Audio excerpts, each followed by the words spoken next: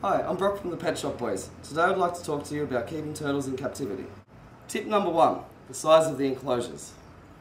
Turtles require a tank from a 2-foot tank to a 4-foot tank. The smaller the turtles, obviously the smaller the tank. You don't want to put 2 little baby turtles into a 4-foot tank until they grow to about the size of the little guys in here. Turtle tanks also should have a solid land surface which covers anywhere from a quarter even up to half of the tank, so that turtles can get out of the water under the light and dry their skin and their shell. Tip number 2 is about the filtration systems for the turtles. One option is an internal filter like this one here, which is a biomechanical filter. This is the filtration part of the pump that's in the tank there. There is bioballs in here which actually create microorganisms that will take out the waste products from the turtles. There's a pre-filter there, they'll take out the main solid waste to start with, and these filters here are great to use for the turtles. Another way to filter the water for the turtles is a fluval external canister filter. This sits outside of the tank where the water pumps from the tank into the filter and around 24 hours a day to filter the water for the turtles. The best thing about these, they don't have to be cleaned anywhere near as often as the other filters do. Another option is a sump filter like this one here in the photo. Tip number 3 is heating the system for the turtles.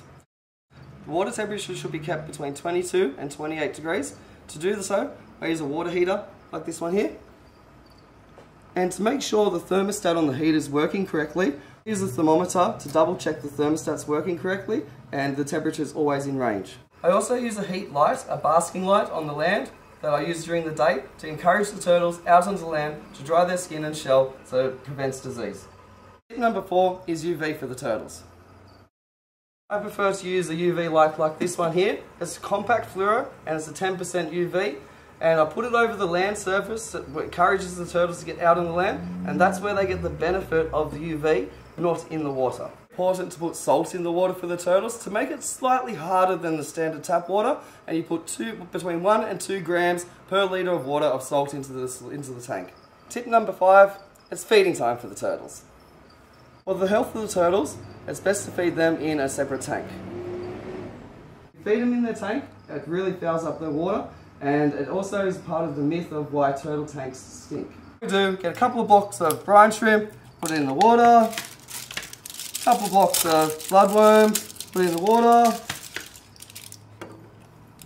and a couple of blocks of turtle dinners, and a couple of blocks of beef heart in the water. We let that sit in there to hydrate. We also chuck in a couple of pellets in the top there, let them hydrate, let the blocks defrost before we put the turtles in there. I leave the turtles in there for 20 minutes to eat. Whatever they don't eat in that 20 minutes, I take them out and I put them back into their swimming tank and discard the leftover food. Turtles are fantastic pets. They've got personality plus, and it's always a good idea to have 2 turtles in a tank because they do need to have friends.